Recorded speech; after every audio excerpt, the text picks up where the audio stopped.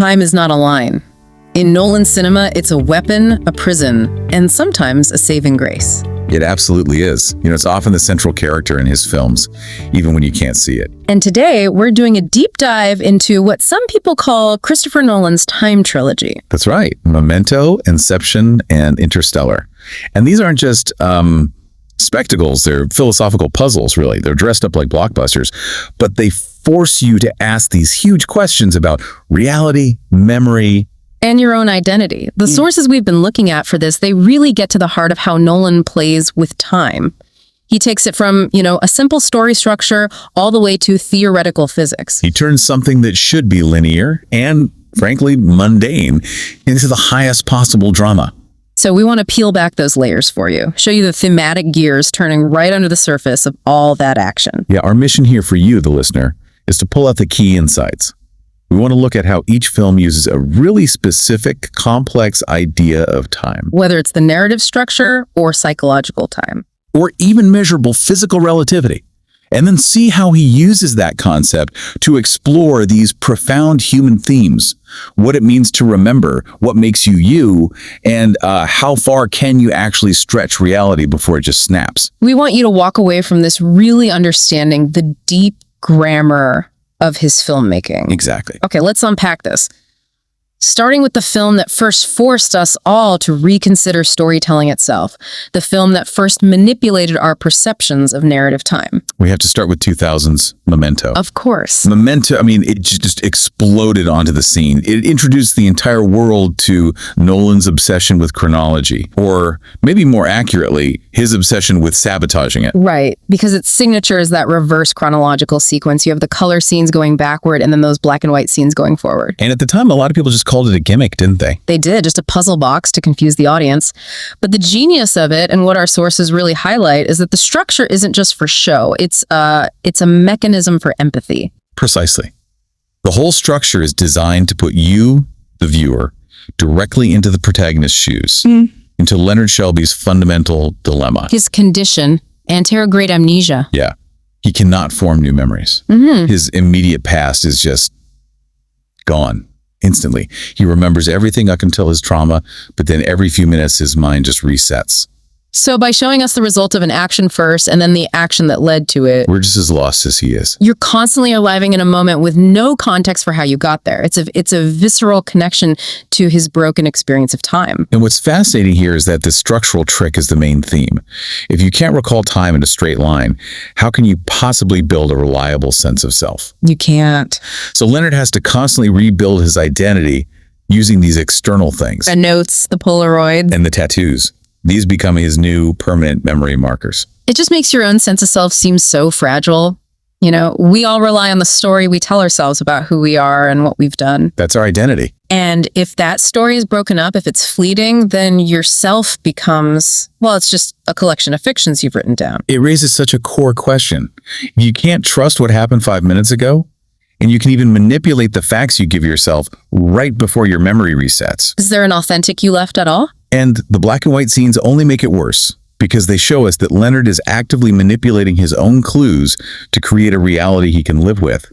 The timeline isn't just broken by the film. The character himself is breaking it to cope. And that's the uncomfortable part, I think. It kind of holds up a mirror. Maybe we all do that, just not every 10 minutes. We edit our own memories to support the person we want to be. Exactly right. Memento established Nolan as a master of using time as a kind of psychological prison. The story denies you a linear flow, and the cost of that is your own identity. Which sets the stage perfectly. Here's where it gets really interesting. Let's move 10 years later to Inception, which introduces a physics concept dilation to the purely subjective realm of dreams. Right. This is where time stops being a narrative straitjacket and becomes a flexible variable that you can manipulate. Inception is where he goes from twisting the flow of the story to twisting the actual speed of time itself. But inside a constructed reality, a shared dream. The whole film is a heist movie set deep inside someone's subconscious where time just isn't a constant. And this is where he introduces time dilation. But it's not tied to gravity yet. This is all about the mind's ability to process things in a dream. Correct. The idea, as the sources explain it, is that your mind just works faster when you're dreaming. So the deeper the team goes into the dream levels, One dream inside another dream. the more logarithmic the relationship becomes.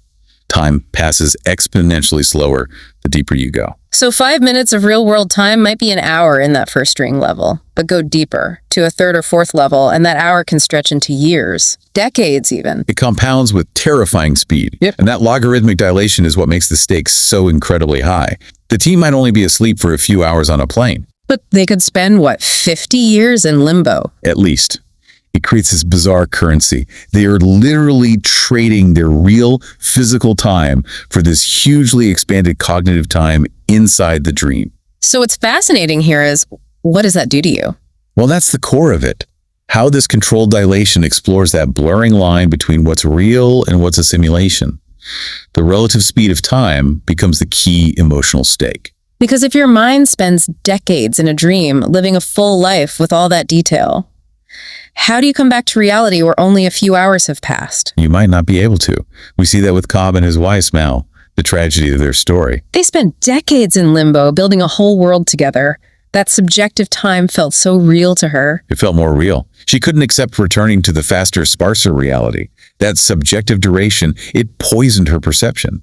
The memory of the dream became heavier, more real than her actual life. That's the real danger in Inception then, not the armed guards in the subconscious. No, it's that the temporal difference becomes fatal to your sanity. Your mind loses its absolute anchor points. Which leads us directly to probably one of the most famous props in modern film history, the spinning top. The totem. It's a cultural icon for that very reason. It represents that temporal ambiguity. Is it real or is it a dream? And the film ends without giving us an answer. We don't see if it falls. Because the ambiguity is the point. The film's message is that your subjective feeling of time is ultimately what defines your reality. The second you start questioning the speed of your own life, you're already lost. That's a brilliant step up, from time as a narrative device in Memento to time as a psychological variable in Inception. Which brings us to Interstellar. This is the film that stops treating time as a psychological tool and grounds it squarely in hard, indifferent physical science. Yeah, in Interstellar, Nolan moves beyond the subjective experience entirely. He dives right into the measurable, brutal laws of the universe. This film treats time not as a state of mind, but as an actual physical force, something you can measure, something affected by mass and gravity. He's using Einstein's theory of general relativity. It's a huge leap, isn't it? We're not in dream logic anymore. Time is literally being warped. The closer you get to a massive object like a black hole, The slower time passes for you relative to someone far away. Time literally bends. and it's the ultimate expression of time as a constraint. The universe itself imposes these limits that are just catastrophic for human relationships. And the sources all point to that one famous, absolutely gut-wrenching scene that defines this. The mission to Miller's planet. Miller's planet orbiting the black hole, Gargantua. The scene visualizes the concept so cruelly. Because of that extreme gravity, 1 hour on the surface of that planet is equal to 7 years back on Earth. And that mathematical scale is just shocking because it's a direct stress test on the human spirit. Cooper isn't dreaming for 7 years. The universe is physically slowing his clock down. So when they get back to their ship after what felt like just a couple of hours, They find these video messages from the crewmate who stayed behind. And he's aged over 2 decades waiting for them. the emotional cost of that physical law is the real engine of the film. It's not about finding a new planet. It's about Cooper losing the chance to see his kids grow up. He is temporally severed from his daughter, Murph. So this raises an important question. When the cold, measurable physics of the universe are completely indifferent to human connection, What could possibly stand against that? and the analysis here always lands on that very famous monologue, the one that suggests love is the only thing that transcends time and space. Which is a bit of a turn, right? Moving from hard science to something that sounds almost mystical. Is Nolan just saying love is magic? I don't think so. The sources suggest he's grounding it not as magic, but as the only measurable effect that can operate outside of our normal 4 dimensions. So in the climax, when Cooper is inside the Tesseract, A 5-dimensional space, right? Yeah. In that space, time is laid out spatially. He can move to any point in his daughter's life just by, moving left or right. so love isn't just a feeling, It's the tether. It's the connection that allows these five-dimensional beings to communicate with him, a four-dimensional human. His love for Murph is the conduit. It's the only way he can transmit the data she needs to save humanity across these vast temporal distances. It's this beautiful juxtaposition. The cold calculation of physics creates the problem. But the warm, unmeasurable force of love provides the solution. The whole film is built on the idea that you can't beat time. You can only try to preserve connection against it. These three films together, Memento, Inception, Interstellar, they really do define the modern intellectual blockbuster. They ask you to solve the puzzle of time with the characters, but the answer is always an emotional truth. So what does this all mean? We've covered reverse chronology and identity, subjective dilation and reality, and gravitational distortion and emotional sacrifice. Can we tie these three very different ideas of time into one single theme? Oh, absolutely we can. The unity across the entire trilogy is that Nolan uses time, no matter if it's structural, subjective, or physical, as this profound, inescapable constraint. It's the wall. It's the insurmountable wall that the characters are always fighting against. The fight isn't to conquer time, but just to manage the fallout from its limitations. It's a recurring theme then. Humanity's struggle against the limits of time. Exactly. In Memento, the limit is memory decay, and it destroys your identity. In Inception, it's the boundary of consciousness, the point where subjective time just completely overwhelms your sense of what's real. And in Interstellar, the limit is just the speed of light, the sheer physics of the universe, which destroys relationships. And the drama is always right there, where that hard limit meets fragile human emotion. The heroes never really win by breaking the rules of physics. No, they succeed by preserving something intangible. And that's the key takeaway from the analysis here. The saving grace in all these stories isn't a mechanical solution. It's the human element. Memory, sacrifice. Connection. Those are the only things that seem to defy temporal decay. They are the fixed points in his very flexible universe. It's a really powerful message, hidden inside all the wormholes and explosions.